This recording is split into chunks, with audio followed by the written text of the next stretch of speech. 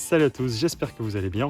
Certains d'entre vous reconnaîtront El Famoso Chapeau qui m'accompagne dans certaines de mes vidéos et surtout qui m'accompagne depuis le début du jardinage. Ça fait maintenant 3 ans que je suis maraîcher de profession, 3 ans aussi que j'ai passé le bac, les études ça commence à dater. Alors aujourd'hui, on va encore parler de tomates, toujours, encore et toujours de tomates. Alors sur ma chaîne, vous avez l'impression que c'est que de la tomate, j'aurais pu l'appeler Cultive ta tomate. Pourquoi Parce qu'en fait, je me suis lancé dans une série de comment réussir la tomate. C'est une playlist qui est sur ma chaîne, vous pouvez aller voir. Je viens de perdre une séquence vidéo, parfait. Donc je la refais, je parlais de quoi déjà? De tomates je crois. Oui, je vous disais que si je m'attarde sur la tomate c'est parce qu'il y a plein de choses à dire et puis que comme ça je m'éparpille pas avec d'autres légumes. Néanmoins ça va me permettre de vous parler d'autres choses comme des courgettes notamment. Oh, et avant que j'oublie, abonnez-vous à la chaîne et surtout, inscrivez-vous à ma lettre d'information. Donc c'est le premier lien dans la description, ça va vous amener sur mon site web et sur une page qui s'appelle Lettres secrètes. Vous allez pouvoir rentrer votre adresse mail, vous aurez en dessous tous les avantages et vous allez pouvoir me poser votre question. Une question par personne et j'y répondrai, je m'engage à répondre à tout le monde. Si vous n'avez pas vu la vidéo d'hier, c'est de ça dont je parle en fait. Et donc du coup je répondrai à cette question, vous allez recevoir, quand vous serez inscrit en fait, vous rentrez votre adresse mail, vous cliquez sur s'inscrire je crois, pour rejoindre, et vous allez recevoir un mail dans les minutes qui suivent. Il va falloir que vous confirmiez l'adresse mail. Alors pour ça, allez voir dans les spams, parce qu'il y a de fortes chances que le mail se retrouve dans les spams. Donc confirmez l'adresse mail, et ensuite vous allez recevoir un autre email, toujours pareil, vérifiez que c'est dans les spams, et dessus il y a mon adresse, donc c'est le message que je vais vous envoyer, il y a mon adresse, et vous pourrez y rédiger directement votre question, voilà, et me l'envoyer, et je m'engage à y répondre le plus vite possible. Donc allez-y, posez-moi votre question en jardinage, n'importe quoi, quelque chose qui vous embête, le problème que vous avez dans votre jardin. Alors c'est gratuit, il n'y aura pas de spam et vous pouvez vous désinscrire à tout moment. Courgettes. Alors là, elles ont atteint vraiment presque leur taille maximale, donc c'est gigantesque. Pour vous dire, voilà, ça prend vraiment beaucoup de place. Deux choses à dire sur la courgette. Déjà pour les débutants au jardin, c'est le mieux, c'est le must, c'est le must-have. C'est you need to have courgette in your jardin parce que c'est genre trop facile à faire pousser. Vous plantez et après ça pousse tout seul. C'est franchement pratique, ça pousse tout seul, ça pousse pendant très longtemps, ça vous donne plein de courgettes. À partir du moment où c'est bien pollinisé, donc les pollinisateurs de la courgette, c'est les bourdons, toujours pareil, comme la tomate d'ailleurs. La deuxième chose à savoir sur les courgettes, c'est que ça pique. Oui, il y a des poils urticants en fait, donc sous les feuilles. Donc essayez de vous habiller intégralement pour ramasser les courgettes parce que vous allez vite avoir les mains ou les bras qui grattent. Un petit conseil aussi pour les tomates, mettez des gants. Alors vous pouvez utiliser n'importe quel gant, des gants lavables, réutilisables, ou alors des gants, bon je m'en sers pas mal de fois avant qu'ils soient complètement foutus ceux-là, des gants tout simplement en vinyle, voilà, pour la bonne raison que la tomate s'attache énormément.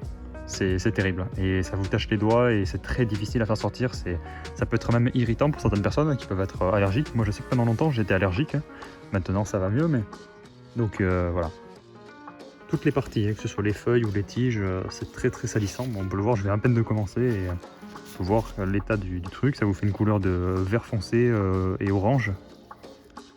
Voilà, je me renseignerai en détail sur l'origine de ces pigments ou de cette couleur, si c'est de la chlorophylle ou quoi. Mais en tout cas, c'est assez désagréable.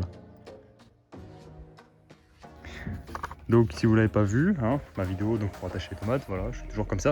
Alors les tomates ça demande beaucoup d'entretien, surtout, ça demande beaucoup d'entretien, oui et non. Bon, nous on en a beaucoup, c'est normal, mais mais si vous en avez, je sais pas, une vingtaine de pieds ou un truc comme ça demande pas trop d'entretien, mais il faut y être souvent, voilà, il faut les attacher, il faut les palisser. Alors pour ce qui est du palissage des tomates, oubliez les tuteurs torsadés, les bambous, les structures qui tiennent pas et qui s'écroulent face au vent. Dès que vous avez 1 kg ou 2 de tomates au pied, eh bien vous allez, tout va s'effondrer. Dès qu'il y aura un petit coup de vent, voilà, une petite rafale de vent, tout va s'effondrer aussi. Donc oubliez ça et optez pour cette méthode. Franchement, une fois que vous êtes procuré les deux matériaux qui sont le fil et les barres, quoi que vous pouvez faire que de choses, vous pouvez même faire avec des bambous, ça marche très très bien, et que vous vous attachez à l'horizontale, vous avez fini tout le travail est fait quoi. Alors après il faut revenir s'en occuper de temps en temps. Donc si vous n'avez pas vu, la vidéo s'appelle comment entretenir ces tomates pour avoir de gros fruits. Alors c'est pas un titre putaclic, c'est vraiment En fait, je vous montre comment optimiser, si vous voulez, le nombre de branches par rapport à la quantité de grappes de fruits que vous allez avoir. Exemple, je préconise de laisser entre 2 et 3 branches maximum. Ici, on a un pied de tomate, voilà, j'ai laissé 3 branches principales. Vous pouvez même enlever les petites feuilles en bas, elles ne servent à rien. Elles peuvent juste apporter des maladies, c'est tout. Hop, voilà. Et donc voilà, vous avez 3 branches. Alors vraiment le grand max, hein. 3 branches, c'est correct. Entre 2 et 3. Et vous allez avoir donc des bouquets de fleurs, un ici et l'autre qui arrive plus tard. Et du coup, eh bien, vous aurez un nombre moyen de fruits, mais ils seront de très bon calibre, ils seront très beaux. Et vous laissez comme ça, vous laissez toujours ces 2 branches pousser. Et tous les gourmands qui vont pousser au niveau des nœuds là, bon celui-là il est un peu petit donc je vais pas l'enlever, mais je vais attendre qu'il pousse un petit peu, et bien vous les enlevez. Et vous laissez vos 2 branches pousser en hauteur qui vont, voilà, vont atteindre cette taille. Donc ce sera, là vous aurez une optimisation parfaite du nombre de fruits, de la taille des fruits et surtout du goût aussi. Parce que j'ai remarqué que plus vous laissez de branches, plus vous aurez de fruits, plus ils seront petits et moins ils seront bons. Ça c'est qu'une remarque personnelle. Alors vous allez me dire oui mais là tu te fous un peu de nous parce que tu as laissé une 4e branche. Alors je fais des tests comme ça, si vous voulez. Pourquoi j'en ai laissé une 4e? Parce que si vous regardez bien, en fait, elle n'est pas reliée à la tige. C'est pas un autre pied, si vous voulez. Il est parti du même pied à la base, sauf qu'il a poussé à travers le sol, c'est-à-dire qu'il est certainement rattaché à ce pied. Mais comme il a poussé à travers, il a fait des racines sur ses bords. Si on creuse, voilà, je ne vais pas creuser, mais pour pas le déterrer, mais il a fait d'autres racines. Donc peut-être qu'il puise ses ressources, puise ses aliments, etc. de façon plus autonome. Donc j'ai envie de voir ce que ça va donner. Et donc je fais des petites expériences comme ça et on va voir si le nombre de fruits augmente et qu'ils sont plus petits ou si vraiment chaque pied pousse indépendamment. Donc on verra ça. Pour ce qui est de l'arrosage, moi maintenant je ne jure que par le T-Type de Ruvalis je crois. Si je me trompe pas, c'est un truc comme ça le nom de la société. Bref, je fais pas de la pub, je m'en fous pour l'instant. Ils vont pas me donner de l'argent avec le nombre d'abonnés que j'ai. Par contre, j'aime beaucoup parce que vous économisez beaucoup d'eau. Vous faites vraiment des économies, vous pouvez utiliser des cuves, réserve d'eau de pluie.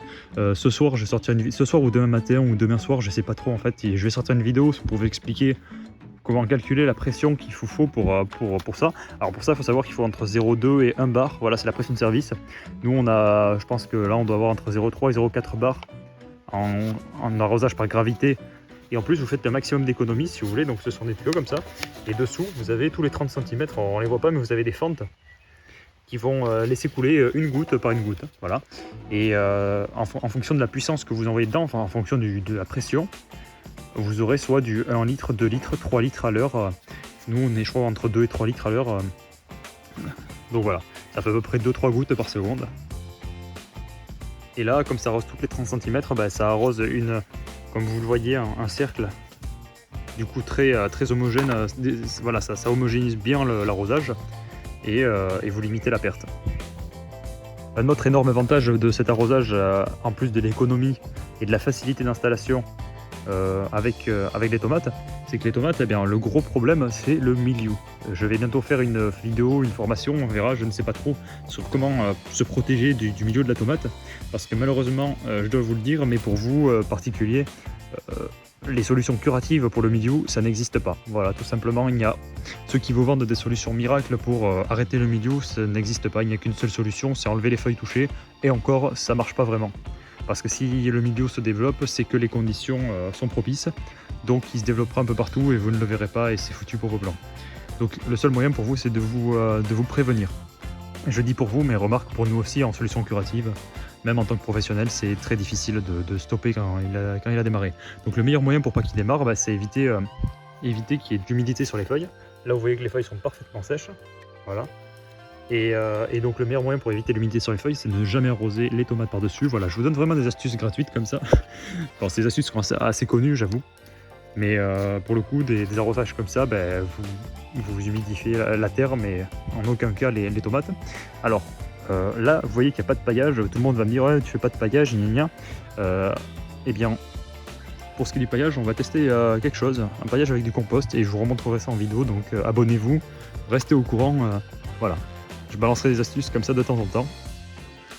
Restez au courant pour savoir le paillage que je vais utiliser. Petit spoiler, ce n'est ni à base de gazon, ni à base de paille, ni de foin, c'est un peu particulier. Donc j'ai envie de voir si ça fonctionne. Donc voilà, abonnez-vous pour suivre tout ça. Bon, et pour ceux qui se demandent comment j'attache mes tomates, bah, c'est simple, je vous renvoie à ma vidéo, toujours pareil, pour entretenir ces tomates et avoir de gros fruits. C'est tout simple.